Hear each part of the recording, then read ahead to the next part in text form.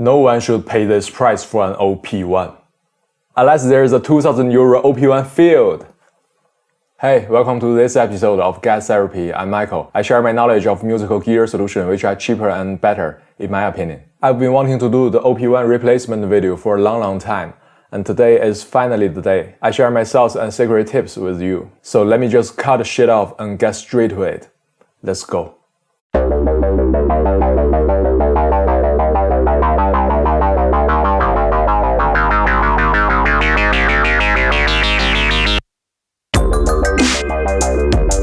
Teenage Engineering made a great debut marketing for their new OP-1 field. Without sending out a single piece of unit, just using a silent group email and a simple press tag. Now everyone forget about Korg, Electron, Roland, and started to talk about this musician's luxury. Who cares about your reissue of TB303 when you have done it for 50 times already? We only care about how we can afford this most expensive keyboard-shaped toy computer on Earth. You do know the Grooveboxes nowadays are just really weak computers, right?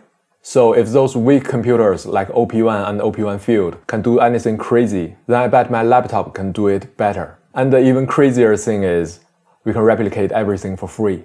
So let's start with the industrial design of OP-1 and the Field. Within the first side of the OP-1, nobody would deny it looks like a computer keyboard. They even got the same thickness on the body. And when you finally got it in hand, within a few presses, you will get your confirmation. It is a computer keyboard. Not mechanical ones like Digitect and Synth. It's the most cheap and normal one. The main difference is that it has a really small screen comparing to my laptop. And that's a good starting point. No Grooveboxes can beat my laptop screen. I'm using a MacBook Air from 2014, which has only 4GB of RAM. It sounds really small, right? But it's already 2 times bigger than the latest MPC-1, Live 2, and X. And this MacBook Air only sells at $200 on eBay right now. But hey, I'm not telling you to buy a new laptop. What I'm telling you is, if my old dated laptop can do it, then yours can also do it. And I'm using the most limited free DAW, GarageBand. If you're on PC, you can use Cakewalk and MPC Beats, which are also free. And all the solutions I mentioned in this video are all available for both Mac and PC. And they all get their link in description. Before we dive in each function of the OP-1, I need to tell you the biggest design flaw of this unit, which can be really annoying while using it. By the way, I work in IT industry, and I've been designing interactive software as a product manager for 8 years. So I guess I know what I'm talking about when it comes to design flaws. See, people will make mistakes while using a tool. So when we design a function which might be dangerous, we also need to provide some solution to keep users from making mistakes, like safe lock, second confirmation, or undo redo. And you know what I'm talking about here. OP-1 and the new field both don't have a proper undo function, which means if you make a mistake while double recording, the hours of effort you put into your music will be wasted. And since OP-1 only has 4 tracks, you will always end up with double recording. So it's really easy for you to make a mistake. But hey, at least we got 24 hours of battery life to start it over, right? Okay, now let's see how we can replicate the OP-1 and the OP-1 field. First, let's see the synth sounds. Just like every other gear, OP-1 has quite a few synth instruments, which are delivered in a really interesting way, but the parameters on it are not really clear. So most of the time, you're just experimenting without any expectation. It could be fun at the beginning, but the result might not be that great. Not knowing what you're doing while designing a sound might not be a good start. But thank God, OP-1 synths are just like other gears, which derive from a few synth engines. And these synth engines can be free for everyone. For the analog sound, we can use a free plugin called TAL Noisemaker. It comes with plenty presets to help you start with. If you are aiming for FM sounds, then definitely go with the free Yamaha DX7. That's it. I also got you thousands of presets to download in description. I've covered these synths in my Synth and Vocal FM2 videos. You can go check them out. There's also a synth called string on OP-1, which is a physical modeling synth. It can mimic bowed and plugged string sound, and we can use a free one called Triple Cheese to replicate it.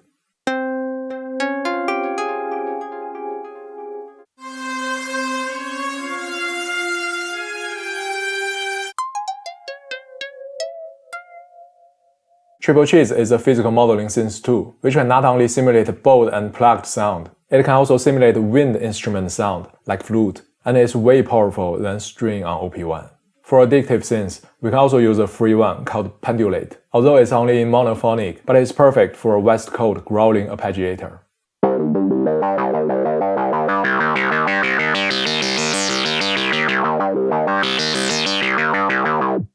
And for phase distortion synths, we can use a free one called Digits 2. Again, way more powerful than the OP-1. You might think these synths are not as interesting as the OP-1. Well, that's because you didn't use enough modulations on the sound. You can try add envelopes on the amplitude and filter. Also add more IFO modulation to make it sound more interesting. Now let's see sampling. Although our laptop doesn't have a proper line-in port for recording, but we can sample everything placed on our computer for free. For Mac, you can use a free tool called Black Hole, which can route your computer output directly into your DAW. I already made a tutorial video on it. I'll put a link in the description, you can go check it out. For PC users, you can use ASIO Link Pro to achieve it, which is also free. And the most hyped material source on OP-1 to sample might be the FM radio, and you can achieve it too. I found a free FM radio website for you, which allows you to stream radios from all over the world. You can sample some funny conversations directly into your DAW, like GarageBand. Link in description. Now let's see if we already have the sample file, how we can manipulate them just like using the OP-1. For chopping up drum samples, you can use a free plugin called Synth, which is a 16-pad sample player with a really clean and simple UI. It supports a lot of sample editing functions like start and point, leveling, panning, tuning, enveloping, compression, choke group, trigger group, etc. Each sample has their own parameter settings. It's really great for replacing the OP-1. With the plugin window opened, you can just drag and drop your sample files from your computer folder, which is really convenient. And I use a free sample manager called AASamplePlayer, which can be even more handy for sample navigation. And again, this convenient combo is free.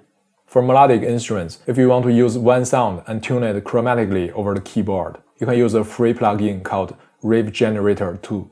It's really easy to use. Just open it, then drag your sample in, then boom, you got your chromatic instrument. And it's really powerful, because you can play up to 16 sample layers at the same time. And OP-1 cannot do it at all. Even the new field only supports 2 layers for €2,000. And you can also change the tune and envelope for each sample individually, which is really handy. And I also like the lo-fi aliasing sound when it tunes your sample.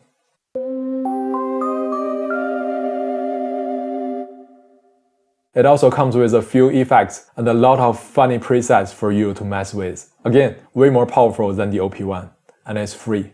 Now since we got our sounds ready, let's see how to trigger them. With the OP-1 and field, you only got on and off keyboard buttons, no velocity at all, just like our computer QWERTY keyboard. And almost every DAW nowadays allows you to use your QWERTY keyboard to trigger a note, including GarageBand.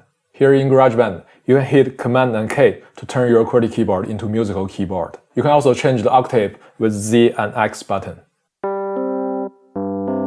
Achieve pitch bending with 1 and 2 button. You can even change the note velocity with C and V button.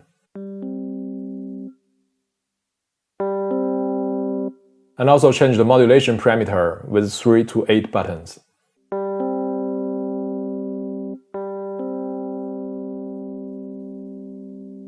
Again, way more powerful than the OP-1. You might ask, hey Michael, I'm not well trained for any instrument playing. I don't have steady hands. I need a sequencer to play notes for me. Well, I got you covered. OP-1 has quite a few fancy sequencing methods. Same here in GarageBand. There is an automatic arpeggiator in it. You can choose a track, hit B to show the smart control window and turn it on. Then choose a setting and play a note, see if you like it.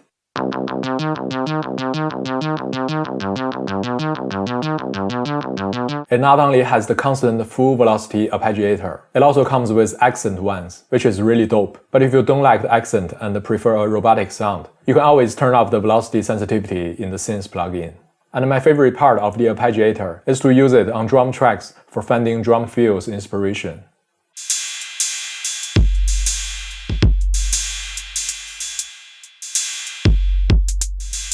And if you're not satisfied with built-in arpeggiator, you can always use the piano roll to add your own groove. But on the OP-1, you are doomed with the sequencer. Now let's get to the even more fun part, effects. First, call. After played with call for a while, I found it's actually a delay which has its tail sound modulated in pitch and filter. There is a free plugin from Valhalla called Valhalla FRAC Echo, which can do almost the same job. Although the filter modulation is only in low cut and high cut, not as aggressive as the OP-1, which is massively resonated, but I think it's way more usable.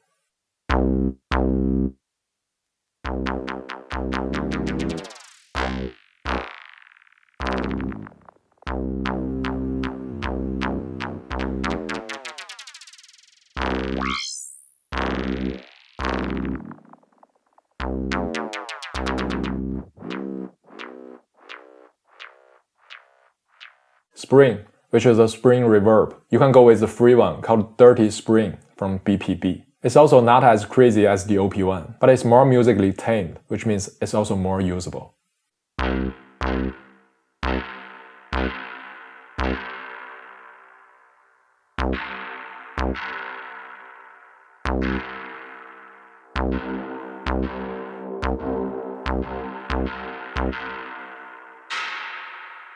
Nitro, which is a resonated dynamic low-pass filter and high-pass filter. For high-pass filter and low-pass filter, you can just stick with the stock plugin. For the dynamic part, I didn't find it really useful, so maybe we can just ignore it. But it's kind of like a dynamic wah-wah pedal. Punch is a really interesting one. Basically, it combines of low-pass filter and the frequency enhancer. Red knob controls the dry-wet mix, white knob controls the cutoff frequency slope, blue knob controls the cutoff frequency, and the green knob is controlling the release time of the enhanced frequency sound. So it can be used for enhancing a certain range of frequency level. For the low-pass filter, you can just use the stock plugin. For the frequency enhancer, you can use a free plugin called AASamplePlayer Essentials Kick. It can enhance your sound in 3-band EQ, named under sub, mid, and air. It also has the enhanced release control, which is named under pressure.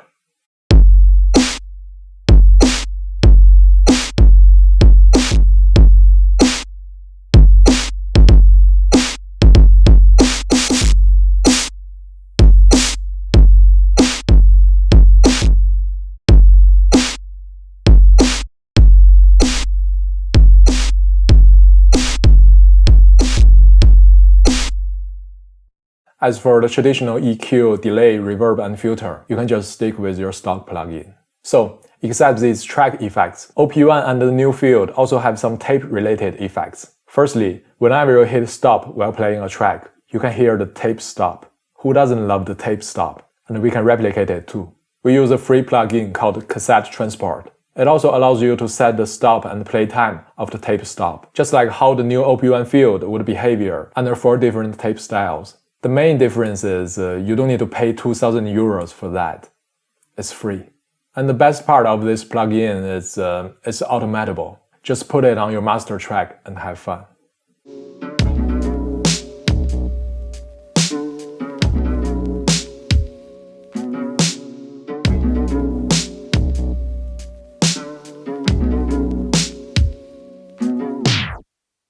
Secondly, just like I mentioned, there are 4 different tape styles on the new OP-1 field, which added some color and texture on your overall tone. And you can also achieve it for free. Origin from Cymatics, vinyl from iZotope, 2 tape 6 and 2 vinyl 4 from Air Windows. With these free gems on your master track, you will be more than satisfied. And again, you don't need to pay 2,000 euro for that. They are free.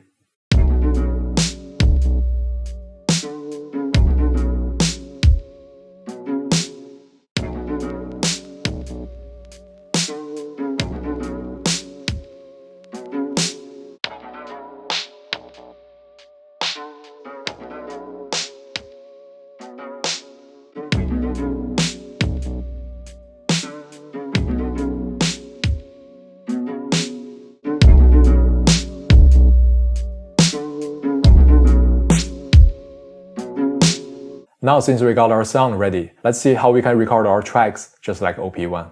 OP-1 only has 4 audio tracks. For more instruments, you need to double record, and without an undo function, if you make any mistake, then you are doomed. But we don't need to suffer that within GarageBand. You are allowed to have each instrument having their own track. You can use up and down arrow buttons to navigate through tracks. You can also set your looping area on and off with C button, extend or shorten looping area with Shift, Option, Command, comma and period. Moving your looping area with Shift, Command, comma and period, just like what people do on OP-1. You can also move your cursor with Command and period. Zoom in and out on your timeline with command left and right. Hit K to toggle metronome on and off. Shift K to toggle content on and off. Hit R to record. Hit space to play or stop. And if you make any mistake while recording, you know what to do. Just ignore Command Z to avoid undo function. A real hardcore OP-1 user don't need that. So now onto arrangement. OP-1 only has 4 tracks. There is no way you can tell what instruments you have bounced into a certain track with only a glance. You will always need to take time and listen to it again and again, which is not really convenient. And if you make a mistake while pasting a loop, like I said, hours of your life will be ruined. But here in GarageBand, you can lay out your structure easily, and you will have a clearer vision on how your music evolves. Therefore, you can quickly review and improve it. Don't just loop with solo and mute. Lay out the structure. Okay, now mixing and mastering. For OP-1, if you do overdub recording, then your mixing is basically done. All you can do is just changing the panning and leveling of each track. You have to carefully do mixing while recording. And since OP-1 doesn't have track effect slot, you have to put EQ or filter on your instrument while recording, which is conflicting with your sound design, because there is only one effect slot for an instrument. And for mastering, it only has a 3-band EQ, 1 effect slot, and the master drive effect. Again, really limited. But here in GarageBand, you can still do proper mixing after recording, because each instrument has their own track, and each track has 15 effect slots, same with the master track. You can do whatever you want, as long as you know how to do mixing and mastering. For me, the most frequently used plugin for mixing are the stock EQ, reverb, compression, and overdrive. And for mastering, I always use a free glue compression called LALA from Analog Obsession, then a free limiter called Loud Max, and a free loudness meter ULIN to tell me how the loudness and dynamic is going on. So once you are done with your project, you want to save it for the future use. Here comes the problem. The concept for OP-1 is you record your tracks onto the cassette tape, then resample it onto the vinyl, which only has A/B 2 sides, meaning you only have one project and export 2 takes at the same time. If you created 2 beats with different BPM on the same tape, and you can't remember each BPM of these 2 beats, you will never find the perfect looping point again. Even the new field only has 8 tapes, which means you can only have 8 projects at the same time. Why life need to be this hard? With GarageBand, I can just save the project file onto my laptop, then start a new one for a new project. Why suffer? Now let's see how to perform with GarageBand just like OP-1. For you Dallas jammers. A lot of people tell me that you can never perform with a laptop just like on hardware. But when I watch those Dallas jammings, all they do is just mute and unmute tracks, changing sequences, turning synth and effect parameters, maybe hit a few notes while the backing track playing. I don't really see anything beyond that. Okay, I admit they have good looking flowers and plants in their frames, but I have plants too. And with GarageBand, I can also achieve solo, mute with S and M, toggle group solo with Control Option Command S, changing parameters with 2-finger drawing on the trackpad, just like using XY pads with Y-axis only. With Shift Command, Period, I can change looping area, which is the same concept with the sequence. And I can also play notes with my QWERTY keyboard. You know what? Gotta have plans.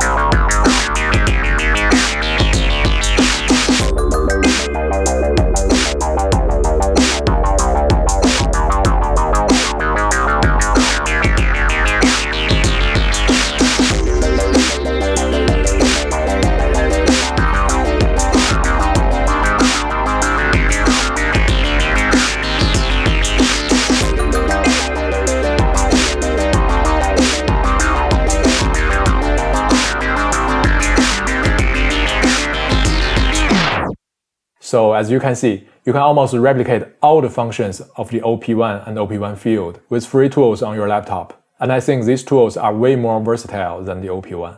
The main difference is how you feel while using a certain tool. You may think the OP-1 and OP-1 field can make you a real hardcore musician. But to be honest, with the OP-1, you can only learn how to operate this specific machine. but still know nothing about sound design, composing, chord progression, harmonic voicing, arranging, mixing, and mastering. OP-1 won't make you a better musician. It only makes you poor. So this is my take on how to replicate the OP-1 and OP-1 field for free. You can find all the links in description. And I also created this OP-1 GarageBand template project file. You can open it with GarageBand and Logic, and it's available only for my Patreon. Leave a comment if you have any question. Don't forget to like, share, and subscribe for more future content. Also follow my Instagram and support me through Patreon for other goodies. I'm Michael. This is Get Therapy, reminding you that what defines you is not what you own, it's what you do. See you in the next one.